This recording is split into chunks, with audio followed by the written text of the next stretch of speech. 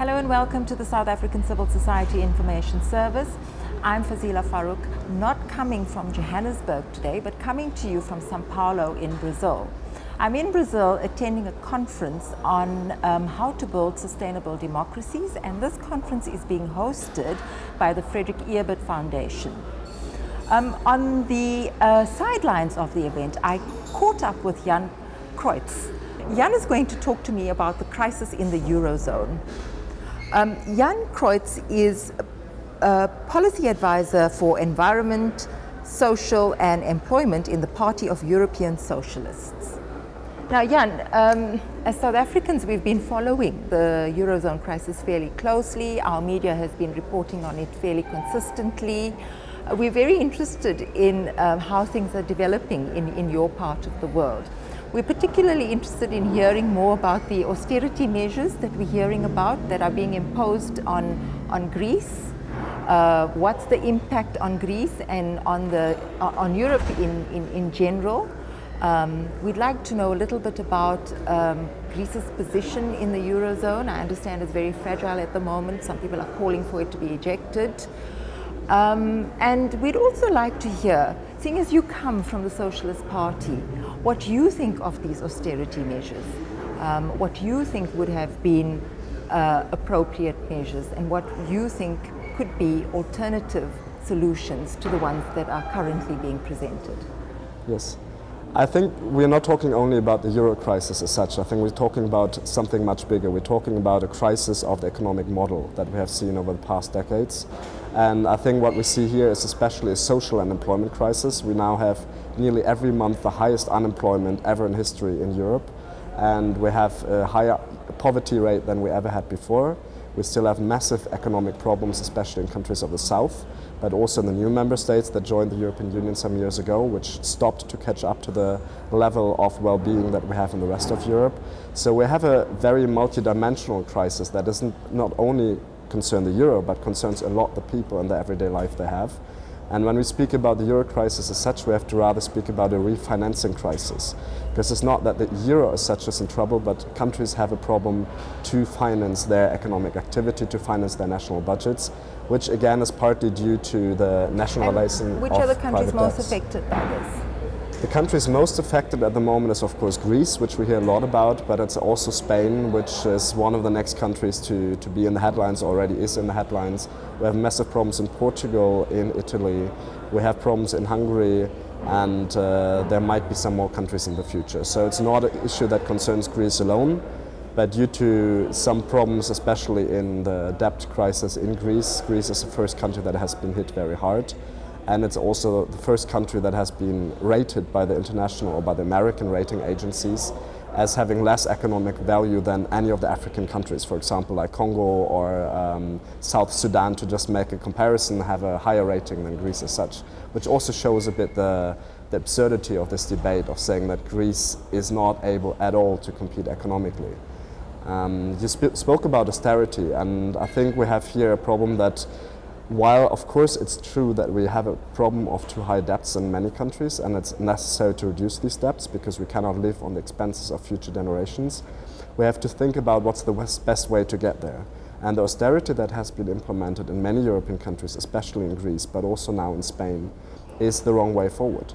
Because we have to think about the question, how do we get economic activity launched again?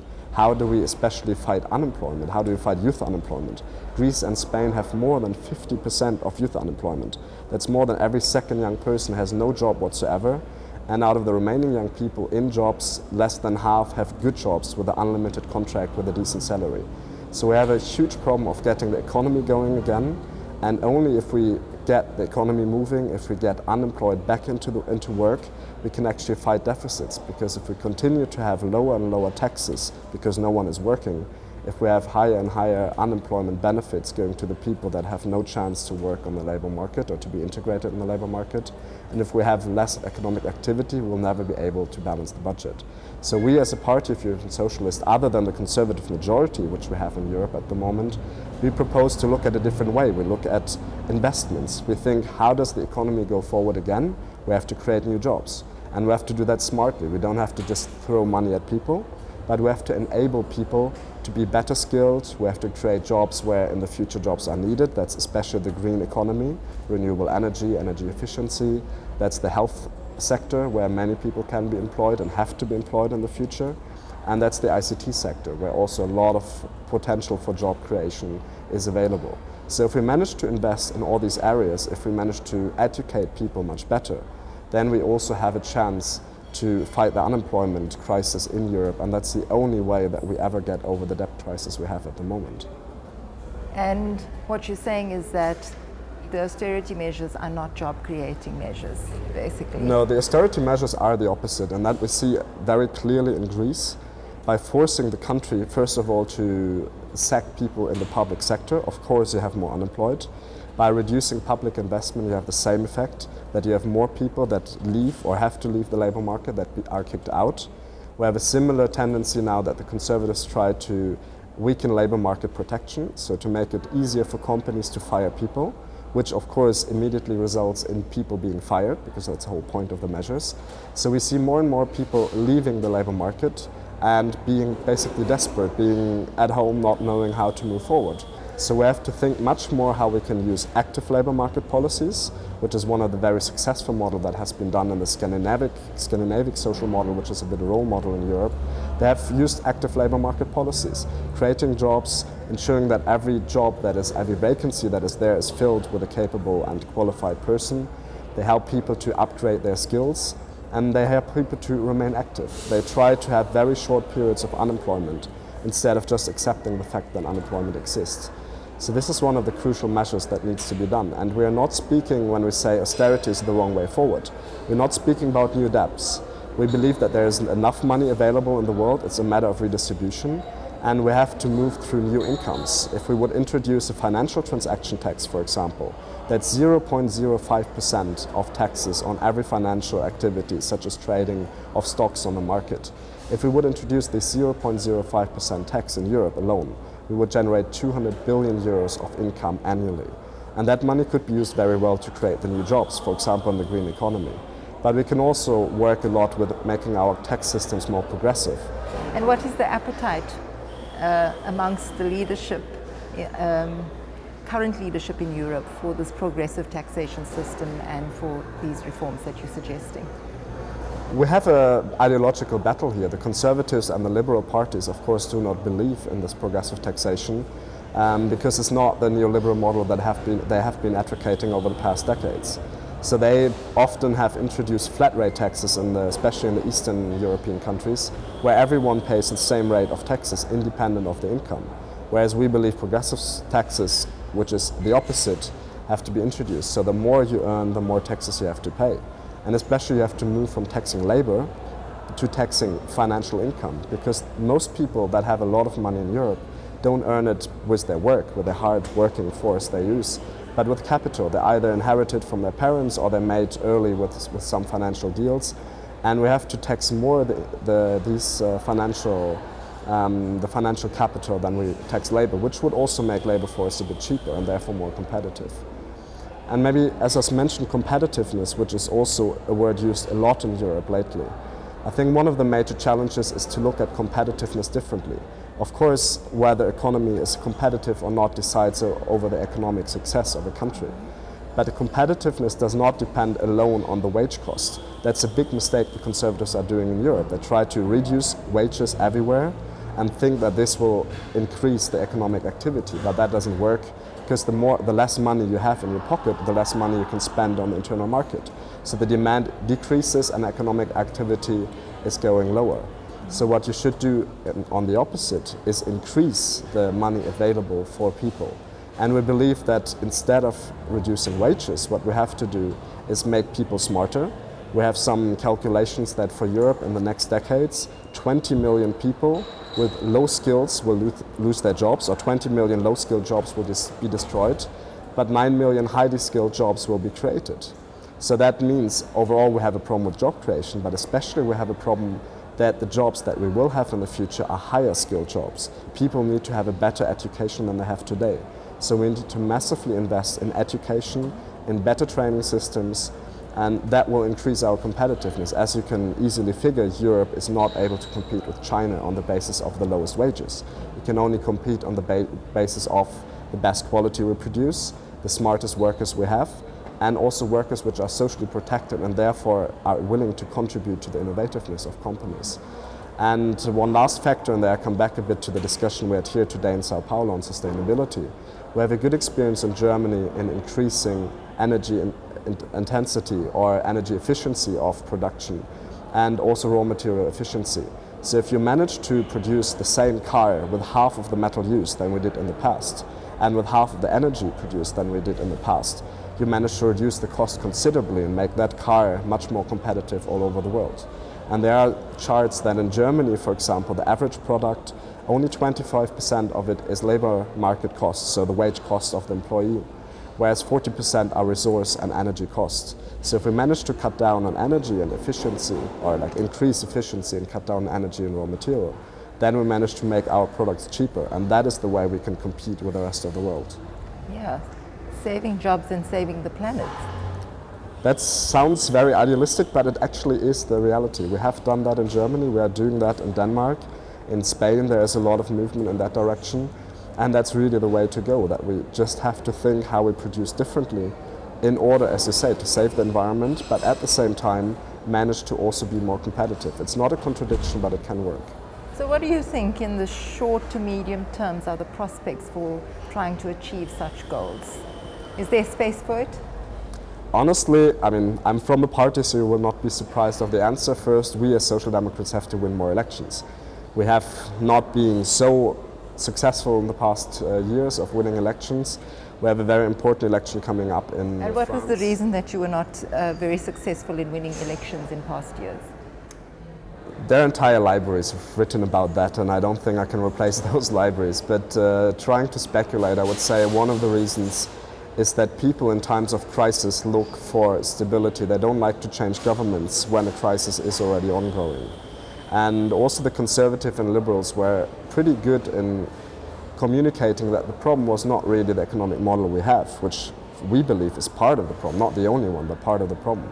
The conservative and liberals kind of convinced a lot of people in the society that things were done wrong. The system was right, but it was not implemented right, which is, for example, the fact why in Greece there are so strict measures trying to show the Greeks, you have been wrong, you have spent too much money, and only if you reduce your expenditure you're going to succeed, instead of looking, can you, for example, increase income.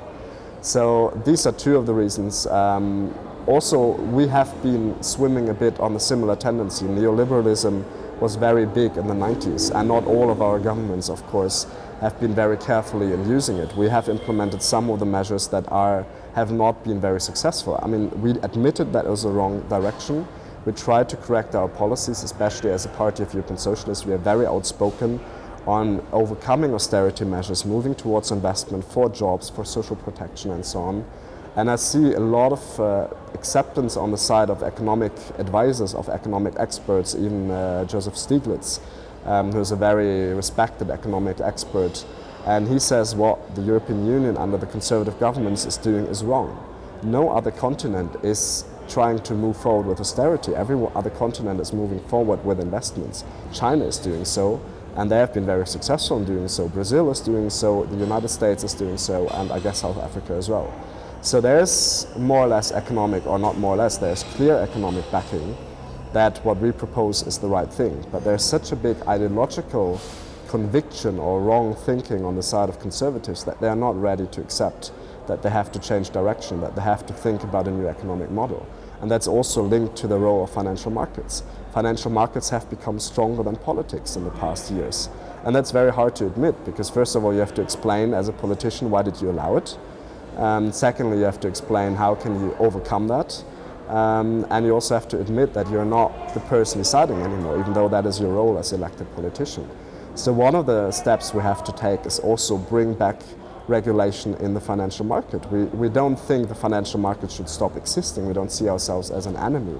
But every market needs some kind of rules, some kind of regulation, otherwise markets do not work.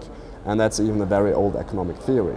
So we believe that there should be a number of regulations back on the market in order to make the financial system work, to bring the hundreds of trillions of euros and dollars which are flowing forward back every day on the electronic, basically not real financial markets, to bring back at least a part of this money to the real economy would solve a lot of our questions.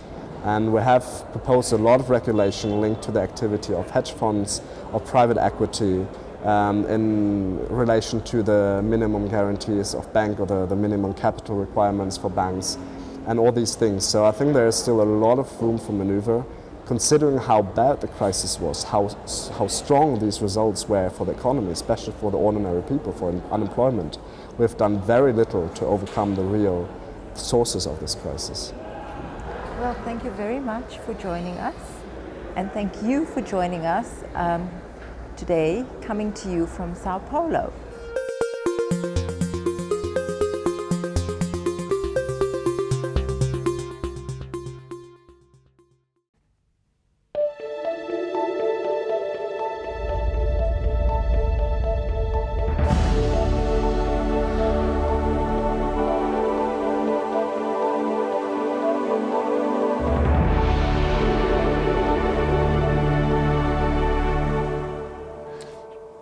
My guests are Henry Chu of the LA Times, Rachel Shabi, who writes on Middle East affairs, Yasmin Alabai-Brown of The Independent, and Chinran Chue, who is a Chinese writer.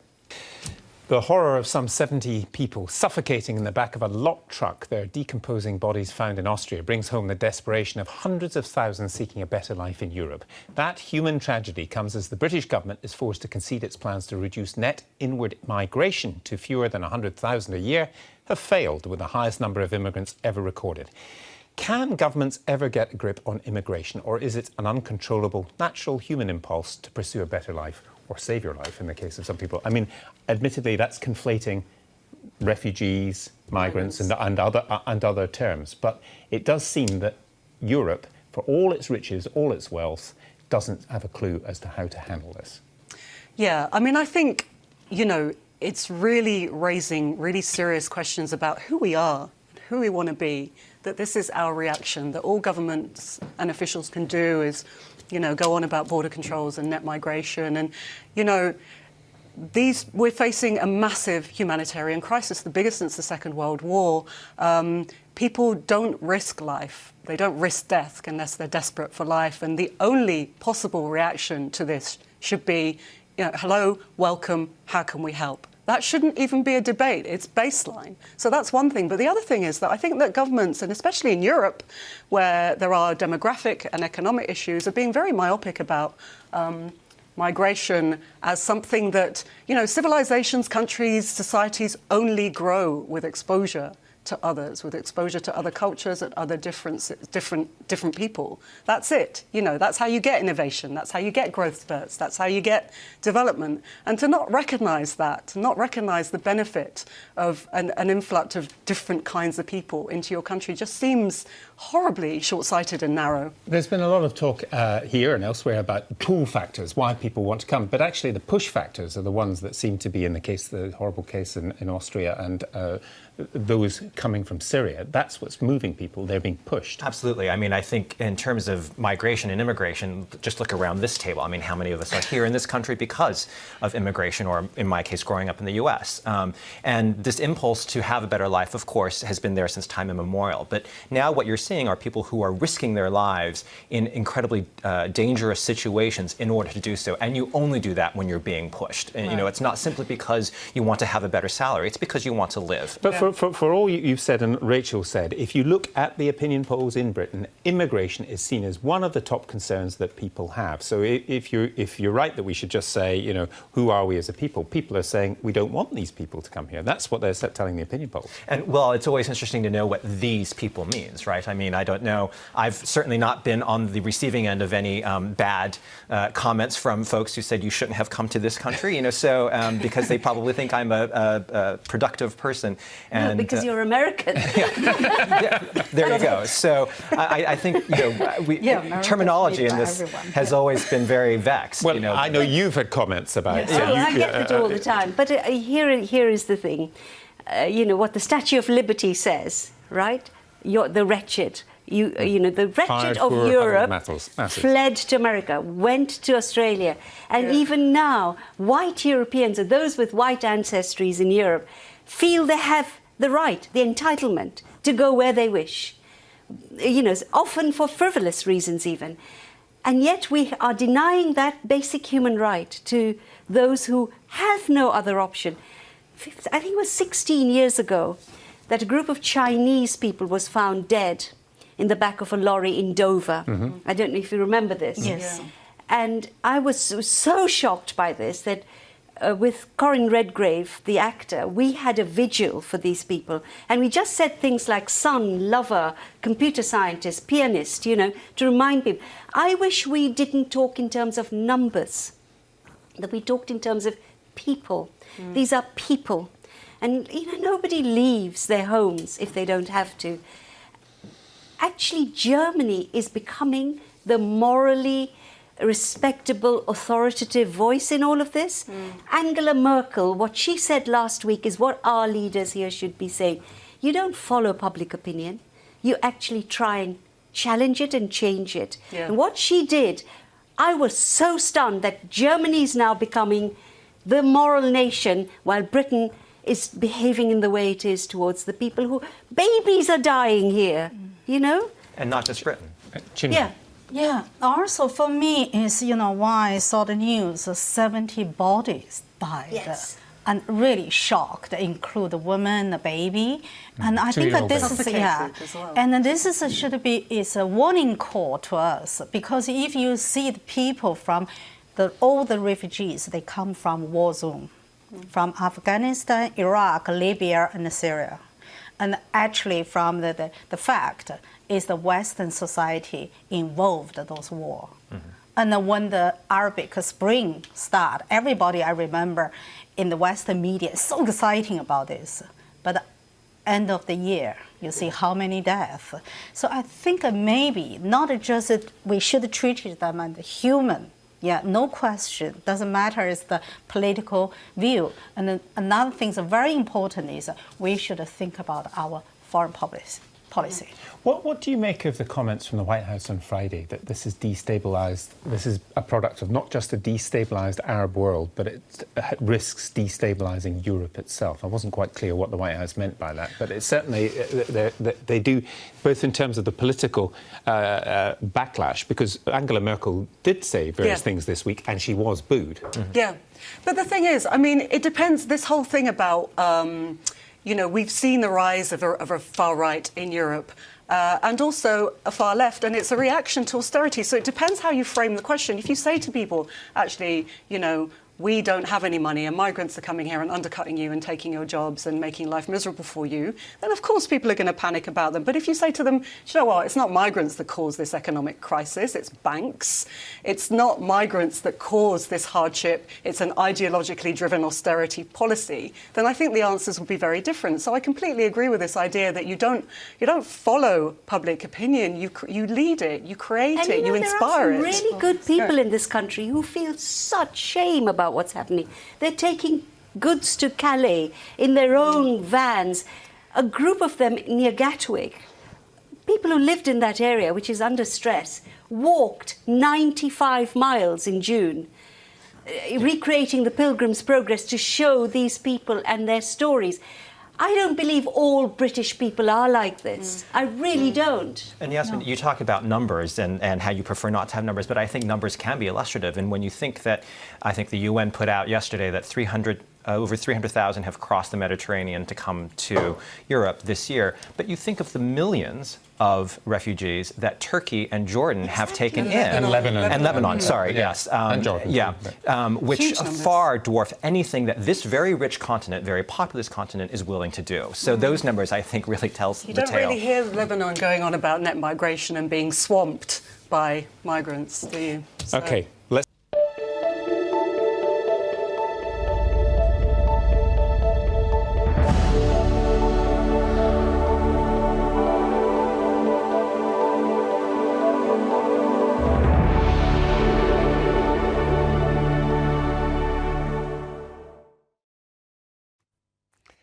Hello. For some parts of England and Wales, the wetter part of the bank holiday weekend is